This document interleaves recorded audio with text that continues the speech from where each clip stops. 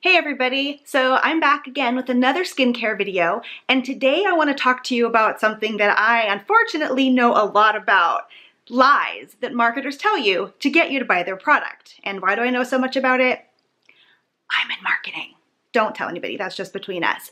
So here's the thing about skincare. It is super enjoyable. I love taking care of my skin and I get a lot of joy out of it. But it's also important to know that skincare is big business, both in the US and abroad.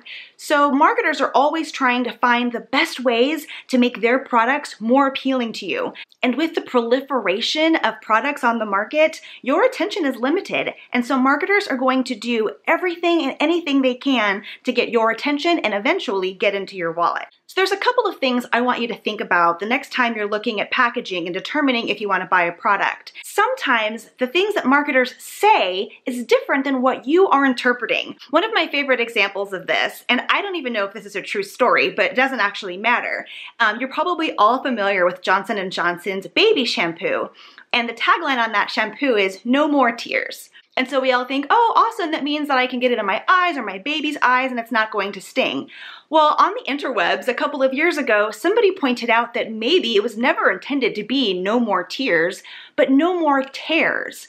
The idea was that it would detangle hair and so it would make it easier to brush. Tears, tears, I mean, both are great, right? But which one is right? There's actually no way for us as consumers to know. We interpret words in ways that the marketers may not have meant. And so just because you read something on a package, especially when it comes to marketing copy, you have to determine if that is accurate and true. Skincare in particular is full of bogus claims. So let's talk about some of those nonsense words and what they may or may not actually mean. First up is the term anti-aging. I see that everywhere. But what does anti-aging really mean? Anti-aging can mean just about anything. It might mean that it has retinoids in it, which are proven to make skin more elastic, to improve the appearance of fine lines and wrinkles. But it could just mean that it has sunscreen in it, because as we know, sunscreen is preventative and helps you fight photoaging.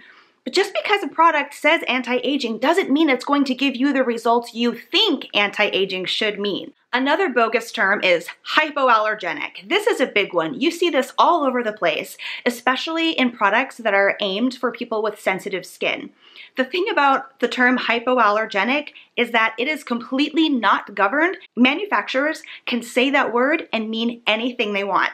In fact, here's what it actually says on the FDA website about the term hypoallergenic. There are no federal standards or definitions that govern the use of the word hypoallergenic. The term means whatever a particular company wants it to mean. Manufacturers of cosmetics labeled hypoallergenic are not required to submit any substantiations of that claim to the FDA.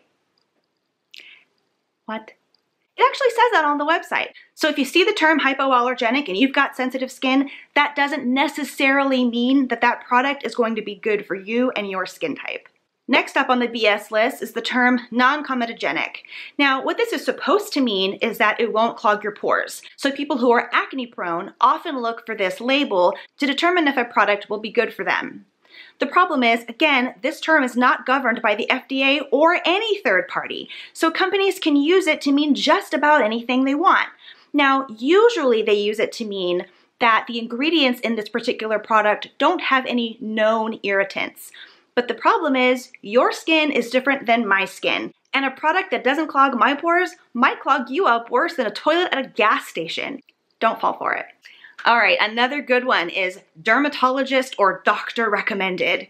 Here's the thing, you guys, doctors and dermatologists, they can recommend anything they want. And it doesn't mean that it's good, it just means they're like, yeah, this is fine. Also, who knows what that dermatologist or doctor, what their ethics are? And who knows if they're even on the payroll for the company in question?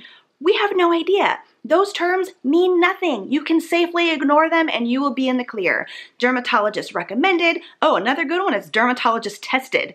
Because guess what? Tested doesn't mean that it was any good. That just meant that somebody slapped it on their skin once. But I think my favorite of all the bogus claims is chemical-free or even all-natural. Here's the thing. Nothing is chemical-free. Y'all, bananas are chemicals. Bananas are made of chemicals. Chemicals are everything. That's what makes up the universe. It's nonsense intended to build your own fear and insecurity about man-made stuff. And here's the thing, there's nothing wrong with man-made stuff. We make all kinds of stuff that's awesome. And nature makes all kinds of stuff that can kill you. I mean, you don't want to rub poison ivy all over your face, right? Poison ivy is all natural. These bogus skincare terms are all over the place. So it's up to us as consumers to be diligent when we're looking at products and make sure that we're not falling for nonsense. Marketing trick number 2, packaging and branding. Now, this isn't so much a trick, it's just kind of the way the world works.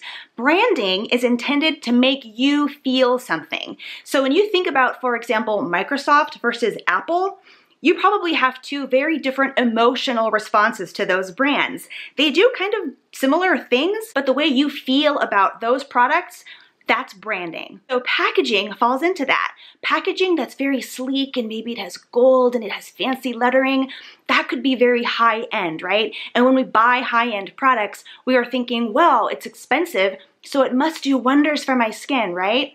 Maybe, not necessarily. In a similar vein, some products are super cute and they have pink and they have bubbles and they're so much fun and you're like, yes, this is gonna be so fun, I'm gonna look so young and I'm gonna have fun with that. Maybe, but again, that's just a package. And then of course my favorite, I keep coming back to this, is packaging that's very natural and understated and muted and organic. That's supposed to make us feel like we're doing something healthy and good for our skin. And maybe you are. But there's no way to know that just by looking at the package. Don't be fooled by packaging or branding.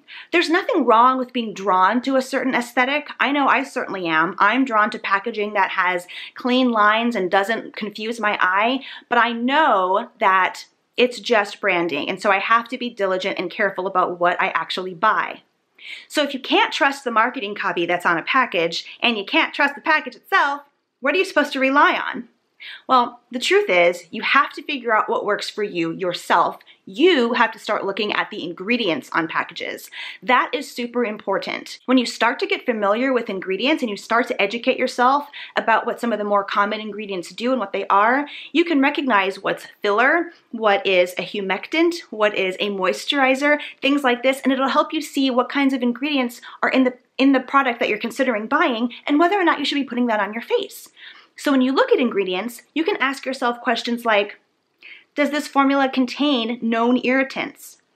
Does this formulation contain products I know my skin likes?